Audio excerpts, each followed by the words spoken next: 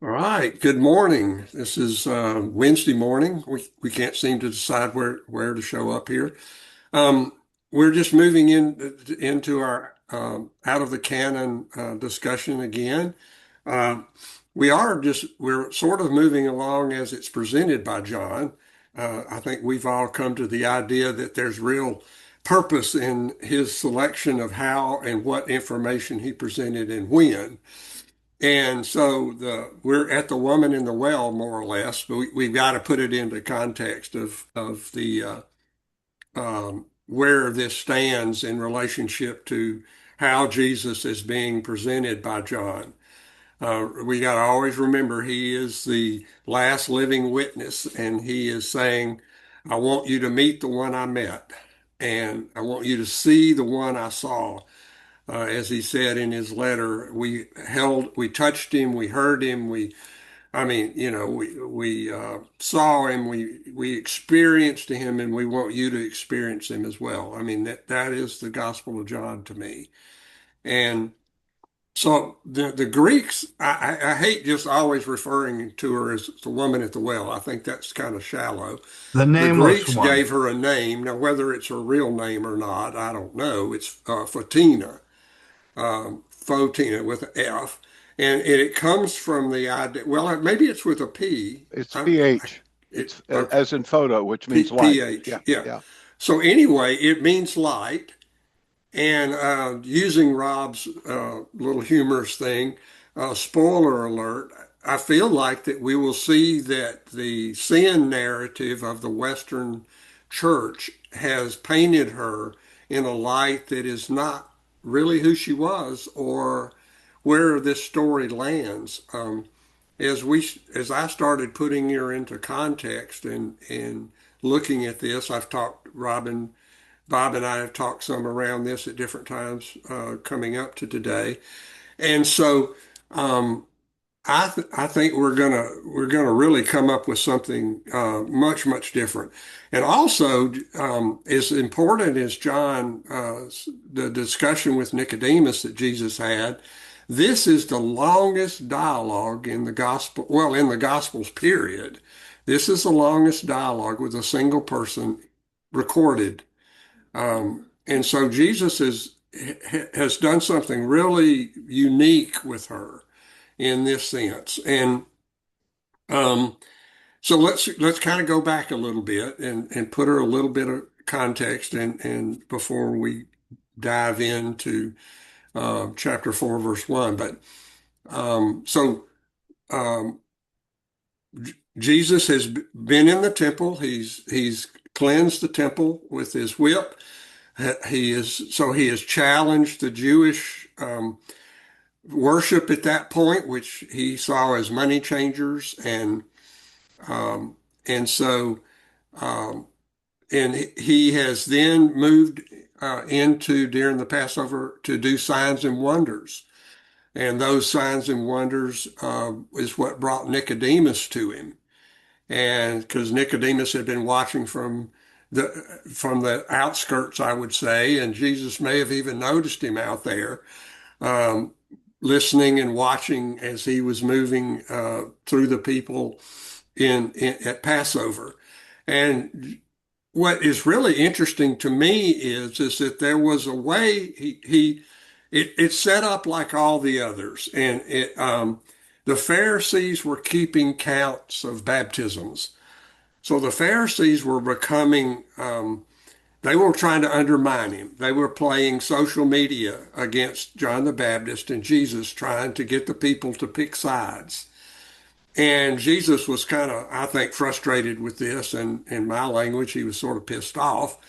And so Jesus leaves Jerusalem because he's just tired of fooling with them.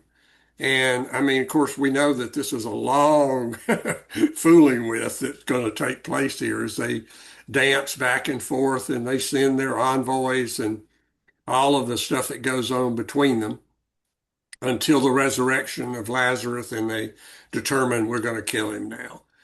So, so he leaves and he wants to go to Galilee, where he was when he made the water to wine. And now there's a way that he can go to Galilee that bypasses Samaria. And the passages start off with different wording for what happens there. He needed to go.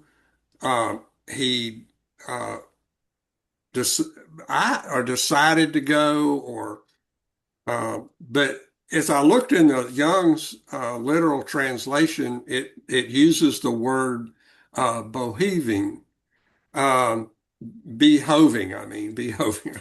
I Yeah. don't pronounce that properly, which means that he felt a responsibility, uh, perhaps even duty.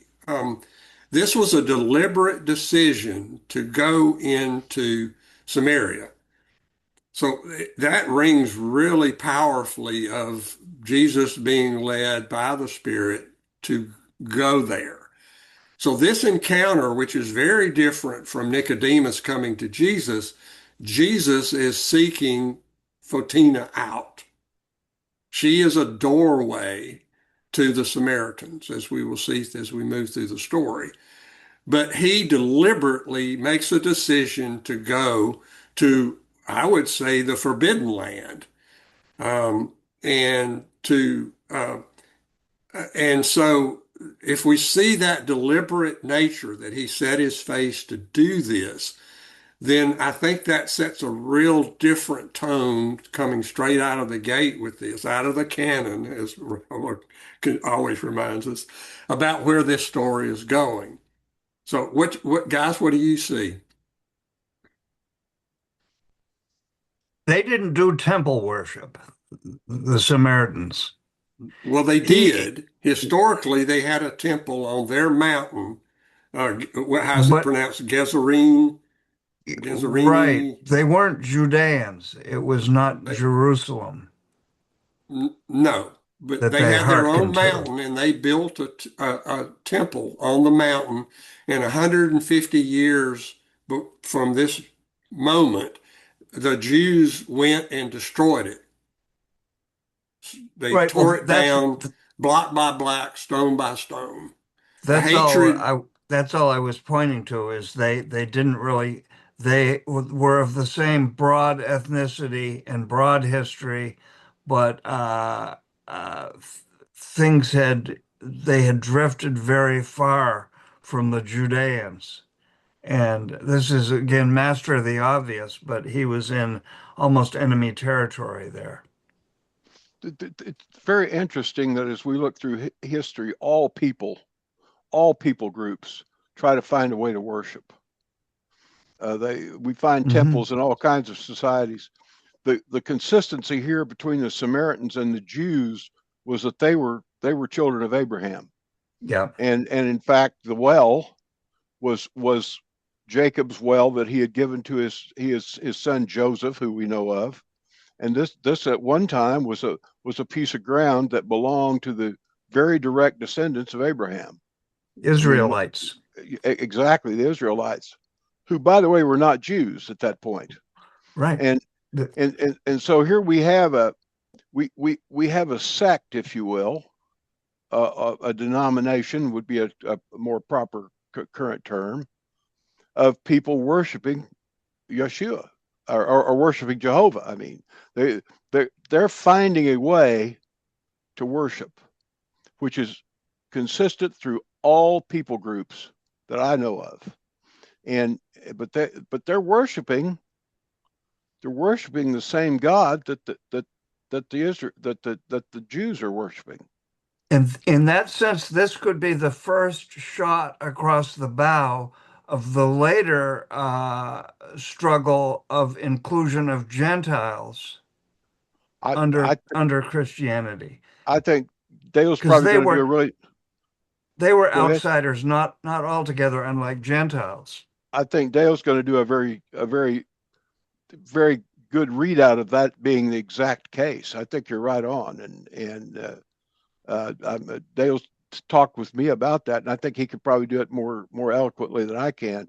But I think you're right on. Yeah, Well, keying off of that, let me just chase a rabbit here. The Samaritans, we could call them the tribe of Joseph. Yeah, we could. They are considered to be in the land of the lost tribes.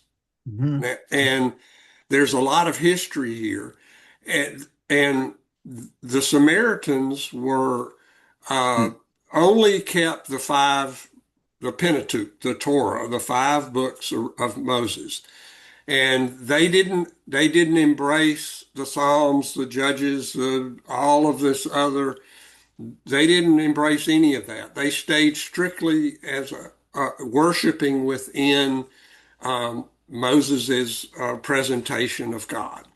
And we're going to see some real pointers to that as we look at the story line by line. But so you could say that they thought that they were the true worshipers of Jehovah.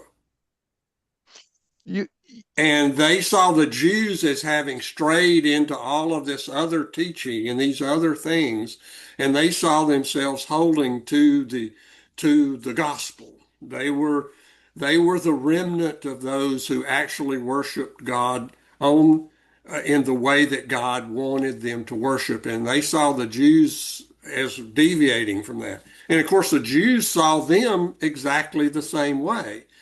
And so this story is being told by out of Jewish culture. So that's why the Samaritans are painted, as heathens, as almost bad, evil people, because it's told from a Jewish perspective. The Samaritans would not have seen themselves or this whole story the way that we receive it in John. there's an interesting potential parallel here. Yeah, right. Uh, if you'll go back to the children of Israel in Egypt, and they were there, by the way, because of the prophecy of Joseph. Joseph had been sold into slavery. We all know the story of how he rose from being a slave in Pharaoh's or in a in the royalty house, and got falsely imprisoned, and prophesied his way out of it, if you will, and became the guy who actually saw Pharaoh's vision, and because of that was given the authority to exercise it. And the result of that is, for 400 years, Egypt was the most powerful and successful nation in the world. And it was the most powerful and successful nation in the world in no small way because of the workforce that came down from Israel, because of the famine that Joseph had predicted. And and it's very interesting there, by the way, that was not a mistake on the part of those people. When they were directed to go down to Egypt, the question was asked, should we really do this? And God said, yes, therein you'll become a great nation. So the maturity, the developing of the nation of Israel happened in Egypt under Pharaoh. Things went south after 400 years, and this is a scripture that I've quoted thousands of times because it's a gigantic story. And then there was a Pharaoh who knew not Joseph. This is the guy that all of a sudden had him trying to make bricks without straw, and this was the guy that failed to recognize the validity of what God had done for Egypt. God had done great things for Egypt through these people. Now it's interesting to me then that what I'm hearing here is the parallel is that Samaritans were people who still knew Joseph, and in that light, the the the the, the Jews, if you will, may in fact have been a people who had forgotten Joseph. They'd forgotten the vision, and and and subsequently turned it into a lot of laws and a whole lot of things. I may be constructing something out of whole cloth here, but it's very interesting to me, and I had not known this before, that the Samaritans recognized Joseph, just like the successful pharaohs in Egypt recognized Joseph. And when the pharaohs in Egypt lost sight of the vision of Joseph, things went south for Egypt. And here we have the Messiah has shown up in Israel, and nobody's getting it because They know not Joseph. They're not getting the So vision. sometimes we can push something too far. I'm not saying we just did, but I'm speculating on what this or that. Now, the Assyrians had come in and taken over Israel and had taken the children of Israel to Syria, and then they had brought in the Babylonians and other people to inhabit the land. And the Samaritans did commingle, marrying those individuals, and so they were seen as half breeds, and they embraced some of the gods that of the Babylonians and the Assyrians. So there's a real sordid history here. So there's no as is all human stories, it's a mixed bag. So there's not a right one and a wrong one or an evil one and a good one. There's just all kinds of interaction between them. When the Jews came back and they wanted to rebuild the temple, the Samaritans resisted them. And so there's been Yeah. animosity among them for a long time for lots of reasons. But I think it's interesting that they saw themselves. I've told you my story of being at a church that makes the name says everything, One Way Ministries. We thought we were right, and we were the remnant. And the Jews and the Samaritans both saw themselves in that same light, and that put them in opposition, so to speak, to one another. So a Jew wouldn't touch anything a Samaritan had touched, and they went around Samaria because they didn't even want the dirt on their feet and their sandals. So there was something really unique about their hatred. And it was felt from both sides. And I think that's why this story opens the way that it opens. And Jesus does something extremely bizarre. And he asks the Samaritan woman for water. Now, a Jew would not have touched the pitcher. They would not have drank the water that her hands had touched. They would have never asked for help of a Samaritan. There was no way. And so Jesus really shocks Fatina in this moment. And her response is like, "You, a Jew, asked me?" I mean, this was breaking all of the norms that would have controlled the interactions between the Samaritans and the Jews. And so Even Jesus gender, sort of busts that bubble wide open, and for both he and she. Go ahead, Rob. e I was just going to say parenthetically, even gender. Oh, yeah. No need to comment on that, but that was quite Well, taboo. no, I think you're right to comment on it because that was another no-no. I mean, they, they were, now remember, this is another story that the disciples weren't there for. So they left Jesus at the well and they went into town to get food to eat and, or wherever they went to get food, I don't know. But they're not there. And so Jesus is the one that's going to later tell the disciples what happened, just like Nicodemus's story. It's one that they didn't experience firsthand, at least the first half of this story they didn't. Mhm. And the interesting thing is that they're all offended when they see Jesus talking to Fatina when they return, and they don't even know the story about the five husbands and all of that. Mhm. That they haven't yet. They're not privileged to that information. And so there's a lot of stuff that's sort of implied by our Western religion that's just really not in the story. It's not true. And it leads us to see her in a negative light. Every one of us have heard that she was um, um, a disreputable woman who came to the well because she was ashamed. She came when nobody else was there because she was an outcast. I think all of that has been overlaid on this story because we're so damn sin conscious as Western Christians. And I want to take a moment, if you'll let me shoot a rabbit here. This reminds me of the whole thing in Genesis 3. We've made such a big deal out of sin. It took over the narrative in chapter 3 in Genesis. We can't even talk about the good creation of God in man. We can't even talk about God breathing into man, forming him intimately with his own hands and then breathing his breath into him and giving him life. We can't even talk of that because sin has so overshadowed it.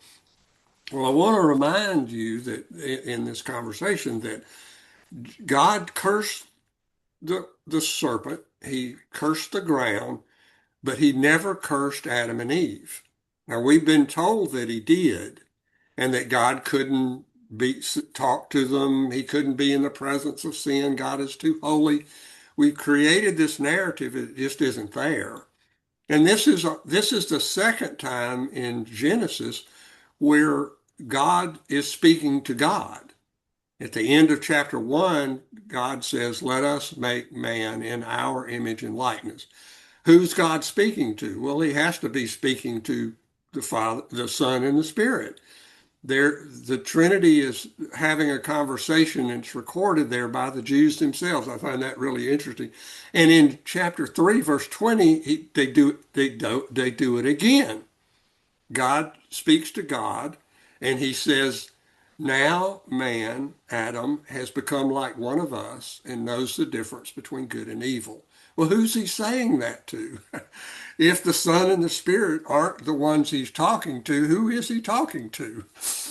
And so the Trinity's conversations are woven into this, which again, I think we don't hear or don't see because of what we've been told. We're reading into the story rather than reading out of the story what it simply says. And they really send them out to protect them and from eating of the tree of life again and living forever in that condition. That's my reading of that simple story, not as punishment, not or anything like that. So sin, this sin narrative from Genesis is what flavors this story. I think probably is more than any other story. Um, I was moved by that narrative to go back into the plain text and look for the references to God's anger or the exile. And it's not. He sent them forth, and there's no anger mentioned. no, So history has read that into the story. yeah, he's talking. Later, Eve says that God spoke to her in her distress with childbirth. God appears to Cain and says, "Cain, sin is at the door and wants you." He's still talking. We all the whole New Old Testament is God coming and speaking. Um, Enoch, he walked with God and then he was not anymore. God speaks to Noah. I mean, if the evangelical or Western view actually was right, none of that could be in the story at all. That's all our overlay that God is too holy to speak any longer to Adam and Eve or Cain, or he actually marks Cain to protect him. I mean, the stories just don't hold up. Well, I don't want anyone to kill you, Cain, so I'm going to mark you. I mean, it's crazy what we've done because of this sin narrative. And I think it applies directly to our interpretation of this story here.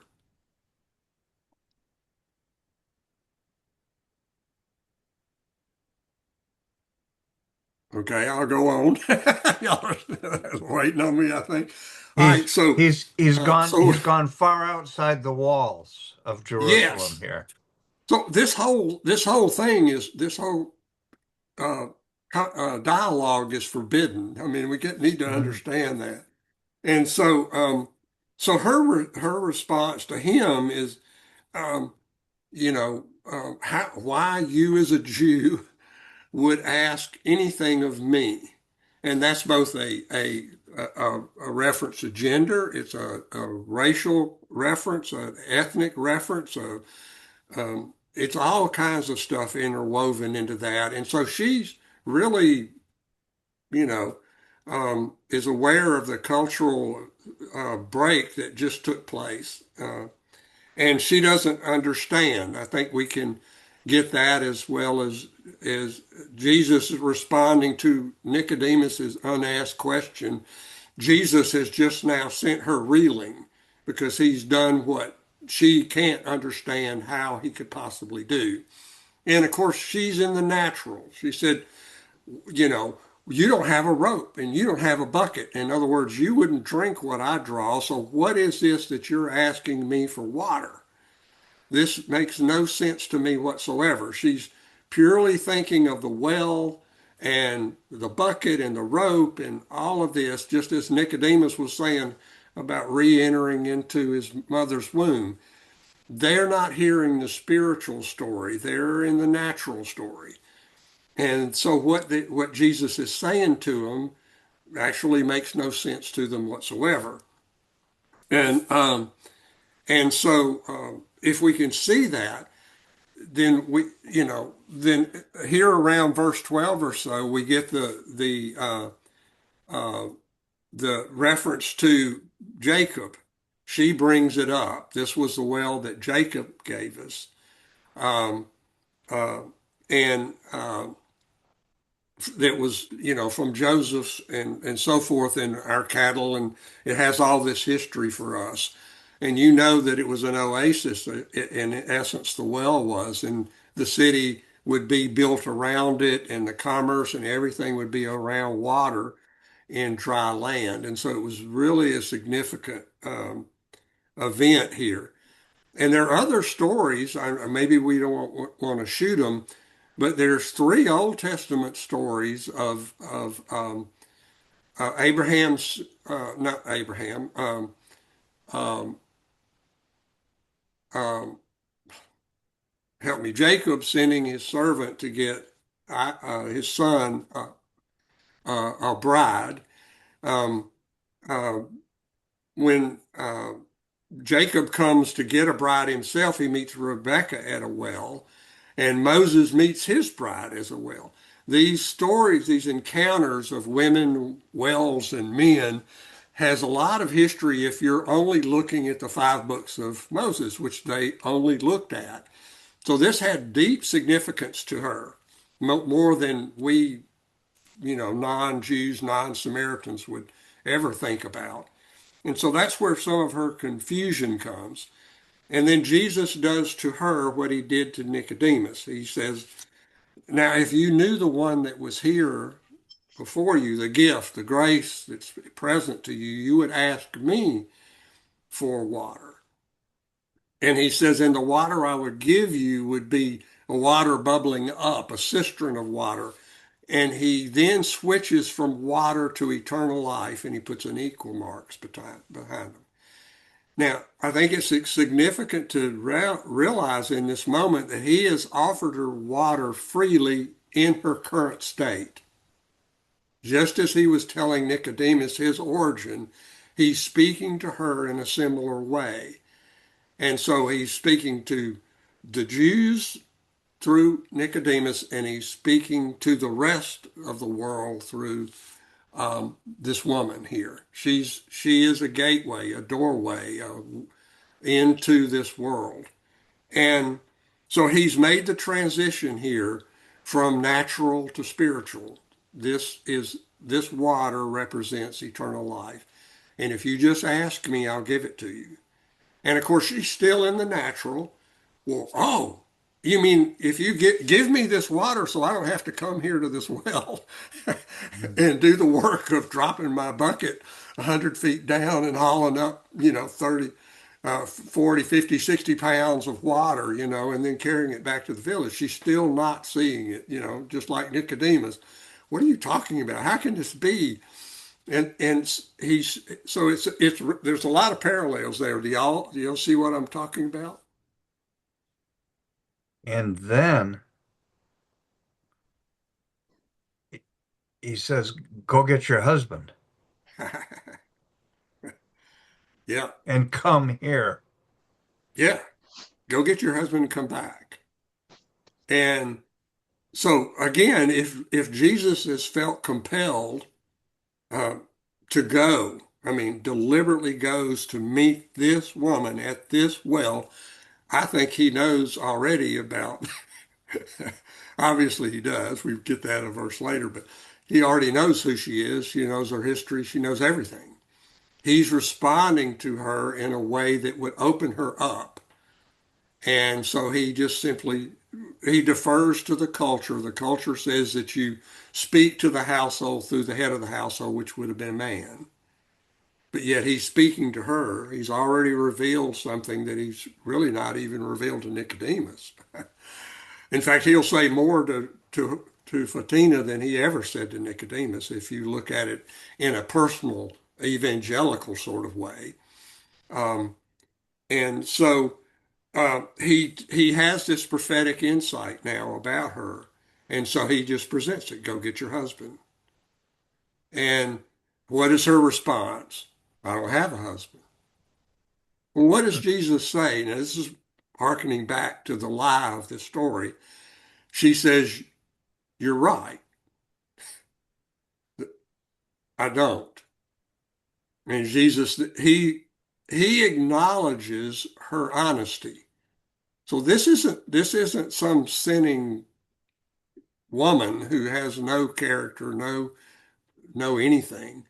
He acknowledges her honesty. Here he is, a Jew, a stranger, having a conversation with her alone, and and she's honest with him to tell her her current state. And Jesus just acknowledges, yeah, that's right. You've had five husbands, and the one you're now living with is not your husband. But he's not condemning her. I don't hear any condemnation in this at all. I just hear a recitation of fact that she has already acknowledged is true about her. Uh, Let me run a history lesson a little bit. Now, women are powerless. We all know that. This was a patriarchal society for the Samaritans as it was for the Jews. To say that she divorced anybody is impossible in this situation. Men divorced women by telling, they could just say, I didn't like the way you cooked my eggs this morning. I want a divorce. They hand her a paper and she's out of the house. I mean, it could be over anything. And so these five husbands could have set her aside. She didn't set a single husband aside. She couldn't. The culture would have never allowed her that much authority. Also, the Pharisees will later, in a confrontation with Jesus over the resurrection, will point out the fact that there's this kinsman part about if a man marries a woman and he dies, then his brother should marry the woman so that he could continue the line. And so they use that story against Jesus later and say, well, there was one woman, seven brothers. So whose husband will she be in the resurrection? Of course, these were Sadducees and they didn't believe in the resurrection. I mean, these people are awful. But anyway, so there's a lot of reasons why she could have had five husbands, and none of them would have implied that she was a sinner. Now, she has acknowledged that she's living with someone. Well, there is an issue there, but it doesn't paint the picture that the evangelicals paint of her. A woman needed a man in order to survive. And that may have been the only way she could survive was to put herself in a situation where she would have a man to support her and help her and provide for her. So there's a lot of stuff in here that isn't supported by this narrative. Um, y'all see where I'm coming from here. This is sort of my spoiler alert. So I'm not going to make a doctrine out of this, and I'm not trying to say it's that or the other. I'm just trying to raise enough questions around it for us to be able to take a look at it and question where we really think this is. And so, what does she do once he's read her mail, as we would say, stood her up and read her mail, and she's acknowledged that he has, and she says, you must be a prophet. Now, why, if she's a prostitute or a whore or whatever, how does she, where does she get this spiritual insight? Where is this knowledge of the Pentateuch? Because this reflects to Deuteronomy 18:15. Moses prophesied that one among you will raise up a prophet and you will listen to him.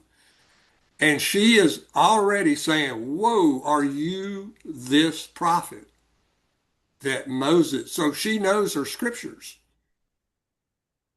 And she's recognizing, whoa, maybe this is the one. And you remember the rest of the story, well, when the prophet comes, the Messiah comes, he will reveal all things. So she's starting this conversation. She has now leaped over out of the natural conversation about drinking water into there's something else going on here. And she is now responding to Jesus in the light of that and this light of this. And, um, and so she then opens up and makes reference about worship.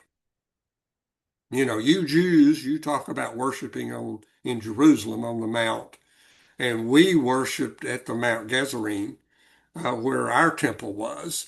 And, and so Jesus, I mean, look at this lady. And so Jesus responds to her, yeah, that's right. You worship what you don't see, and we worship what we do see because the Messiah will come from the Jews. But he then turns the table on the whole thing, and he says, well, no, there's a time coming, and the time is now where you will worship neither in your mountain or our mountain. So he's put Judaism and the Samaritans in their place. Those God seeks to worship him will worship him in spirit and in truth. And so he's coming back to spirit just like he did with Nicodemus. And so Jesus immediately picks up on it and begins to address her, what she's bringing to him. And then he does something just totally startling. That's verse 26. Um, Jesus responds to her saying, well, when the Messiah comes, he will reveal all things to us. And it's the first I am statement. He says, I am he. Now, she, as a follower of Moses, knows what he just said. He is referring to Moses' encounter with the burning bush, where God revealed himself as the I am.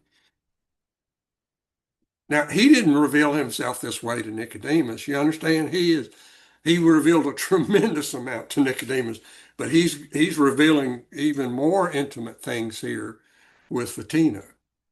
And and he is acknowledging that he is him, and his response is, you don't have to wait any longer or look any further. I mean, this is a stunning revelation to this woman, this Samaritan out here in the desert, just he and she. I mean, the whole thing is just set up is just incredible, astonishing. I mean, guys, where do you see this? Uh, He might as well be saying neither Jew nor Greek, which we'll hear more of later. yeah, absolutely. And he's putting everybody. He's again origin. He's putting everybody in the same bucket. And saying, you think you're from Moses, or you think you're from Abraham, or you think this, or you think that. No, no, no. That's not what it is. That's not how it is. And he's calling her back to that same point of origin that he called. Uh, and so at this moment, the disciples show up, and they're really have been thrown for a loop, and they're not pleased. They're confused. They wouldn't have done what Jesus just did. They don't know that they like what Jesus just did. Jesus was always confusing them and causing them problems. And what is her response? She puts down her jar. Now, do you notice they haven't drank any water? She hasn't drawn any, they haven't drank any. And she goes to town. Now, this is where it really, to me, gets interesting. This is why I say she's the door. She goes to town. Now, if she was a whore or a woman of ill repute, a woman who had five husbands out of sin, then why, when she went into the town and said, you need to come out and hear this guy, why would the town listen? I mean, if your neighbor came to you, a person you don't respect, and said, hey, I want you to come to hear this guy at my church. But if there's somebody that you really respect and they say, I really think you ought to listen to this person, you know, here's a video, you would listen to it because of the fact that you respected the person who brought it to you enough to say, well, this must be worthy of spending time with because someone I respect has told me. Again, we're going back to spoiler alert because this is midday and the people leave their work, they leave their homes, they leave everything and go out to meet Jesus. I, on her word. They will later say, well, now we don't believe because of what you told us, which meant they were believing because of her testimony. Now we've heard for ourselves. We've seen for ourselves. But she was a light, her name, to her village. And her village came out to meet Jesus on her word alone. I mean, what's that say to you about the gospel message? Send out your light and your truth that they may lead me and bring me to your holy hill and habitation. You got your hill, we've got our hill. You worship there, we worship here. That's what worship is. And he says, spirit and truth. That's what is the new message. Yeah, We won't call it a new dispensation. no, absolutely we will not. We'll find some other word for it. I don't like Gospel, dispensation. perhaps. Dispensation acts like God changes. Well, I thought this way and now I think this way. I hate and I kill and I'm a lawgiver and now I'm grace. And I mean, it's dispensationalism is just awful. God just changes his clothes whenever he feels like it. And whenever the season changes, he'll put on his burn 'em in hell clothes. And that's all dispensationalism. It's just terrible. And it's rampant through Western Christianity, by the way. God Yeah. is not the same yesterday, today, and forever. God is not. I mean, it's just terrible.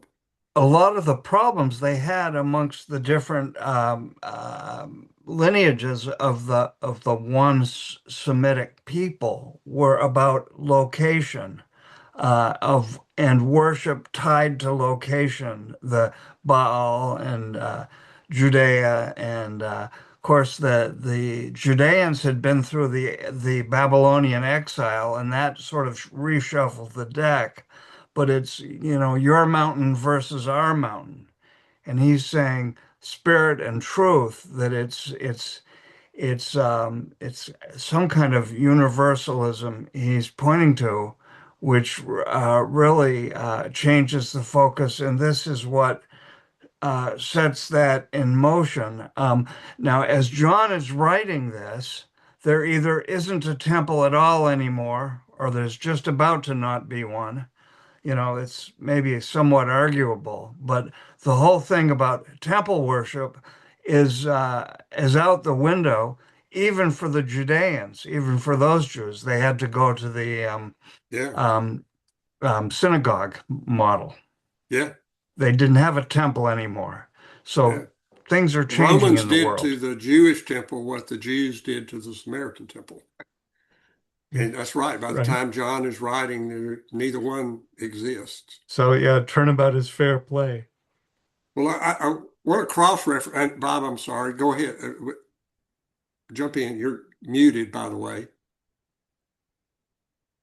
Isn't in spirit and truth the story from the beginning? Yeah. I mean, there's really and and isn't people getting together and building a temple and saying we've got it and you don't consistent with the story. And so we see history repeating itself over and over Mhm. and over again. And I would say that what I'm seeing and what I've been seeing for the last 15 years is the temple losing its importance, Yeah. and the spirit and in spirit and in truth growing very dynamically, by the way. So here we are, in my opinion, in a period of seeing exactly what we're seeing. We're and we're seeing the Lord reaching out to those who don't fit in the currently accepted temple environment.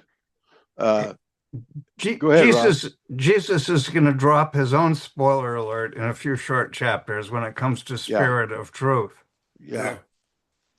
But the the story, which we keep coming back to, the story continues from book one, chapter one, till now, and we're not through yet. I mean, Mm. this is just a point where that story is very clearly pointed out.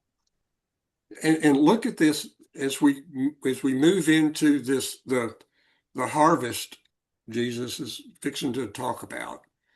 And when we were at the end of John, after John 3:16, Jesus said that light came into the world and people loved darkness. And in the prologue, we have the light coming and the people, you know, resisting the light. And but yet the Samaritans do not. They come out to be exposed to the light. I mean, again, Fatina is the one who goes in and is a light bearer to them. They want to draw closer to that light. Are y'all ready to move into the harvest, or y'all Well, want in researching the name, it absolutely means light, but she is referred to as the enlightened one. That's what Fatina means. So here's an exact article. Here is a classic case of somebody that gets it. to? Yeah, And and little side note, we've always it's always been implied that the guy she was living with incorrectly. It could have been her uncle, for the love of Pete. We don't know who the guy was. We have no idea who the guy was. It's just been, as you made the point earlier, there's just been an implication that this woman was flawed, and the story does not bear that out. Does not bear that out at all. Not only because of the truth of the fact that there's no way she could have been changed at husbands. Husbands have been changing her. They may have died. Who knows what's happened to these five guys, and who knows who she's living with? The implication that it's some sort of improper relationship is pure speculation, because there's nothing that says it one way or the other. Just she's just living with the man, which you pointed out, by the way, she had to survive. So I mean, it might have been her grandfather she lived with. She's just living with a guy that's not her husband, right? yeah, So the whole point that you're making very well about her is that we've been taught what is an unfounded and some, I'll use the term, slanderous picture of her that is not supported by evidence. right. Because we're allowing we're not reading out of the book. We're reading into the book what we've been told the book supposedly says. We don't we can go all these years without questioning the story Yeah, because it's just stated fact almost. Because because that's she's what's preached, that's what's taught, that's the way everyone approaches it. Obviously, it must be true. 4 million Baptists can't be wrong. well, she's got to be a sinner. She's got to be a sinner, or we can't give a testimony about converting her. Yeah, And it's just yeah, we're just again. Now remember, That's you what just they hit call it in a courtroom. They call that a prior restraint. yeah. yes. Well, Bob, and you just pointed out a really significant thing before we transition. And that's that she got it. Nicodemus walked away not getting it. She walked away already having it. She So goes and evangelizes it immediately, and people respond to the light that she brought them. And the Jew Nicodemus, all as much as I love that story and him, he walks away not getting it. He's still what making excuses, as Jesus said, asking your one questions. She's not what asking any questions anymore. one more reason why, when it was time for Jesus' birth to be announced, it didn't get announced in the temple. Because Amen. because you've got the organization that's encumbered with knowledge, Yeah. and they're not going to listen because they've already made their mind up. And then you've got those who don't assume they know anything or are seeking knowledge, and the shepherds, they wouldn't assume they knew anything religiously. And the three wise men have been seeking, and that's who you reach out to. So here you've got the educated guy that comes, the guy that should have the light, that Jesus says, how can you be this guy and not have the light? And then we go to this woman who, even if you want to accept the slanderous interpretation of it, that actually further emphasizes the fact that she got it. Yeah. If she is absolutely the worst of what we've been taught about her, that is consistent with who kept getting it when Yeah. Jesus spoke. And Nicodemus, the religiously proper guy, the educated guy, the guy with a seminary education in the office and in the organized religion, didn't get it. That he, no matter who she is, uh, innocent, guilty, any mix of it, no matter where she is a classic example of who heard Jesus, and he's a classic example of who didn't. And that But it's just now remember that this is all around the end of John's testimony. right. John ends chapter 3 saying, I'm the bridegroom and I want everyone to go to the groom. I mean, I'm the best man. I want everybody to go to the groom. And Jesus is actually walking away from Jerusalem doing exactly that. He's taking the message to those who are ready to hear it. And that's what the second half of this story is really about. And it's is as significant or more significant than what we've looked at so far. You referred earlier to Isaac sending his servant out to find a wife for Jacob, and and and the whole story was there. By the way, was I don't want my son to marry anybody among the Canaanites that we're living with. Swear this to me. Make an oath. He had him make an oath Mm. that my son will not marry into this group of people we're living with. So you need to go find him somebody. And the servant goes to the well and reaches out, by the way, prays, Father God, show me a woman that will provide water for me and my camels. And here comes young Rebecca out with the other women, and for whatever reason, the servant notices her and says, would you give me a drink? Here we are, Jesus asking a Samaritan woman for a drink, right? Would you give me a drink? And she says, well, not only will I give you a drink, but I'll give a drink to all your guys and all your camels. And now you know, isn't it interesting that brides and something to drink keep showing up? I mean, we got the marriage at Cana, we got water turned to wine, Well, but this was Jack Daniels. it, but Spirits. yeah, exactly. But there's the parallel back in the Old Testament of here's the bride. Here's the bride being found at a well, and by soliciting water, you solicited water from her, and she provided water. And now we've got Jesus going, and when the subject of water comes up, he says to her, "I'm going to give you water now." Yeah. And we Um, said that the first first three chapters were about him being the bridegroom, that the wedding has already taken place, that it's got off to a good start, and that there was the wine at Cana, all of this. Well, he's actually saying to her, "You are my bride." And you're not of the people. You're not of the accepted people, the people that I came from, actually. Yeah. So She, this is a she continuation of the marriage thing that we yep, spent 4 or 5 sessions already talking about right. as the context of those early passages in John. And now we're seeing him take it to the street, so to speak. And he declared, a man's come to a well, there's a woman, and then there's a marriage. She didn't know about it yet. Oftentimes we didn't know about it either. But it's not that it isn't already true. And so it's not getting God to do something, it's revealing what God has already done. I mean, I think that's the beauty here.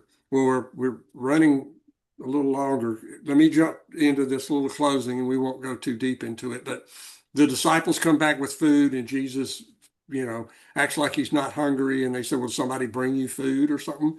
And he says, "You don't understand the food I'm talking about." And so he literally says, "Look up and look at the harvest, for it's ripe." Don't say it's 4 months out. Look up. Well, when he tells them to look up, guess what is coming down the road? The people. He's not metaphorically talking about some Mm. future event. He's literally saying, look down the road, they're coming to us. This is the harvest. I mean, that's stunning. The Jews rejected him in Jerusalem, and he's being received in Samaria. And he's telling the disciples, he said, now you're fixing to harvest what you didn't plant. So these people had been prepared. They were hungry. They wanted life. They were looking for the Messiah to come. They were open, obviously, to receive the Messiah when they realized he was the Messiah.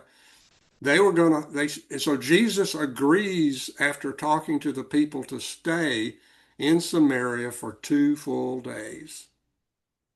You talking about revival, you know, this was revival. I mean, he goes in, not, so he's not just drinking, he's eating, he's sleeping, he's breathing, he's touching, he's hugging. I mean, this has got to have been one hell of a 2 days as this town turned and received him as the Messiah. Actually, The I'd refer to it as a heaven of a few days. oh, Yeah, okay, the heaven of a few days. yeah. I'm sorry, I He, have repented of not cussing, and so sometimes it just comes out. well, now, keep in mind the Bible says don't swear. It doesn't say don't cuss. Just Ah, thank you. to, yeah, Well, not there's everybody is there, going to agree with you about that, Bobby. well, it's okay. That get in line. But it would be intriguing. It would be intriguing to know the ripple effect of that revival. I mean, we don't have record of it in Scripture, but wow, what happened out of that little town? Which, by the way, if you look up the name of the town, it means drunken or intoxicated. And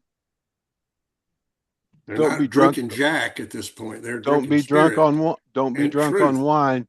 Hear this, don't be drunk on wine, but be drunk on the Spirit. Yeah. That's what happened to this little town. It the water. Well, I've been stretching all day. Let's see where this goes. The water got turned to wine right there. The water that she came out to get, Yeah. the result of it was wine. Yeah. For the people.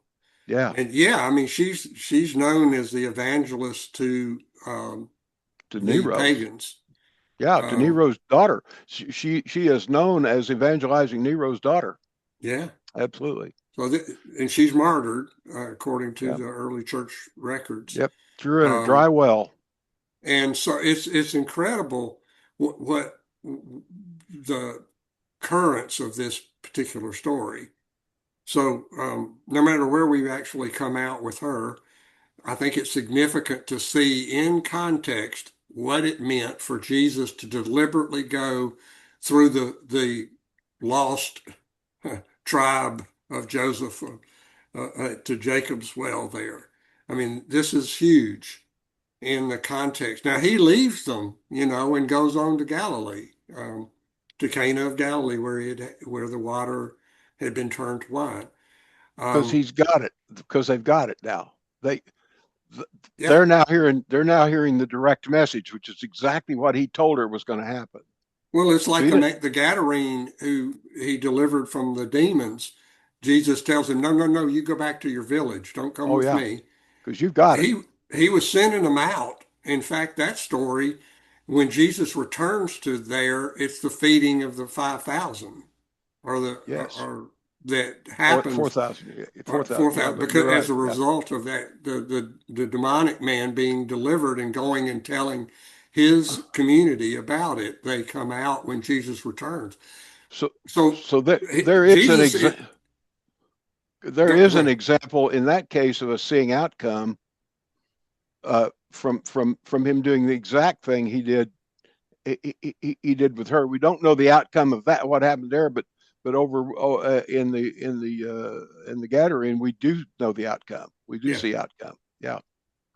So so he has set up a whole evangelical movement through her in this simple encounter. And that's not something he learned from St. Paul. Oh Well, man, you mean and and and we have no record of a temple being built there either. By the way, no? these people just got it. Yeah, Um, and they didn't rebuild the one on the mount. But anyway, I think this again. This says a lot more than it says if we put it back into its context, comparing it to Nicodemus, seeing it as John witnessing to this event as a part of his narrative of us seeing the Jesus that he saw, the one that he walked with, ate with, slept with, put his head on his chest. It's an incredibly insightful story that goes way beyond a narrow evangelical, that ends up with the Roman road or the four spiritual laws or some such nonsense. And reaching the depth, of touching a life right where it was ready to be touched. and Jesus saying, "There's lives all over that are ready to be touched right now." Yeah, And he's not only saying that then, he's saying it now. yeah. Well, I guess we can kind of wind up with probably about an hour and 5 or 10 minutes already. Uh, so, uh, You we suggested a want, great idea, Dale. huh? You suggested a great idea before we started the call, and that Go was ahead. that we reignite the coffee cafe 5 o'clock on Sunday afternoon, 5 o'clock Central Time on Sunday afternoon call, and build it around an open discussion of what we're talking about in our deep dive in the book of John. And I think that's a great idea, and I think we ought to kick that right off. So yeah, we had decided before coming in today that we would do that this Sunday. So this Sunday at 5 o'clock Central, 6 Eastern, we will. And whatever time it is in Australia, I Yeah, mean, you're right. I mean, but we want everybody we'll in. open it up for just a full dialogue, and we'll call it out of the canon discussion or something. We'll post something in the tacos thread. We'll post a link to it. So, Um, so and we're not going to call maybe it. we'll just say at the moment we'll either do one or we'll do one every month, one a month or something. Or might We're do not one a trying week. to start something. We're just trying to give opportunity for something. So So if we're you not going. guys are the ones that are watching and people are, then this we invite you to come in and talk and share and we'll try. We won't teach like we're doing here. It'll be yours. It's your time So to see what you're seeing and to talk about what you're seeing and ask any questions of the three um, uh, dunces here that are talking to you at the moment. What was it, Mo? What were the three uh, Mo, Larry, and Curly. stooges? Yeah, the three stooges will be probably be present. Um, but anyway, so we wanted to put that out there as an opportunity. The second thing I wanted to say is that each time we end one of these meetings, I immediately grab a transcript and have it turned into something a little more readable without timestamps and so forth. AI is a real assistant in being able to convert a transcript like that. And so there's a transcript available for these. If you're interested in it, we would have to email it. It would be a Word document or a PDF. And so if you reach out to Rob or Bob or I through Instant Messenger, or if you already have our email addresses, mine is, we'll go through them. Mine is Dale Howie, no dots or spaces, at hotmail.com. Bob, give yours, and Rob, give yours. mine is Oh, I am Bingle, IAMBINGLE at Gmail. and Reno, Reno dash 333 at outlook.com. All right, so reach out to us if you'd like, if you're interested in the transcripts. All five of the ones so far have a transcript. By the end of today, this one will have a transcript. By the time it is posted around, there'll be a transcript available. So we're just trying to get people to begin to think and look a little bit differently, to see things, through the light of simple reading, of contextual reading, of questions rather than answers. Um, we don't claim to be experts, and unless experts means we spurted yesterday. Um, we're not experts on any of this. We're not claiming to be the authority of any of this. We're just trying to get us to see outside of our box and open our hearts, um, so that we can let the Spirit speak to us what the Spirit's been speaking for 2,000 years about the person and work of Jesus Christ, And as we're revealed. using a vetted original source too. Yes. This is not loosely based on a true story. This is as close as you're going to get to boots on the ground. Yeah. This is a firsthand. This is like Jesus telling Nicodemus, I don't tell you secondhand information. I give you firsthand information. I And was I'm on this. there. I experienced it. I saw it. I heard it. This is John. He's giving us not secondhand information, but firsthand information. I was there. I heard it. I saw it. I touched it. And so the Gospel of John is a really beautiful example of this is what's important. Attention, attention, attention. This is what's important. And I'm on this call not to tell you what I know, but to see what I can learn. I think we all are. Yeah. And I think we're all, I know my heart's been expanded by this. It's been I mean, I'm working, obviously, I'm researching a little bit and studying, but I'm mainly just reading it over and over again. So we'll continue in chapter 4. I mean, y'all know what's coming next. Y'all read ahead, Mhm. you know, grab different translations, read in Young's literal translation, read it in the Message and the Passion and in the Mirror. Let let's let's see what's being said and hear what the Spirit is saying to us and be encouraged that our origin is in God before Genesis 1:1. And our destiny was set in our creation uh, in Genesis 1 and 2. And sin is not who we are. We were blessed as good, very good, and we're still that. And God has made space for us to struggle and to become who we are in our true selves as spirit bearers, light bearers ourselves. Anyway, Hey, that's pretty good right there. is that pretty good? Yeah. Well, then we should quit while we're ahead.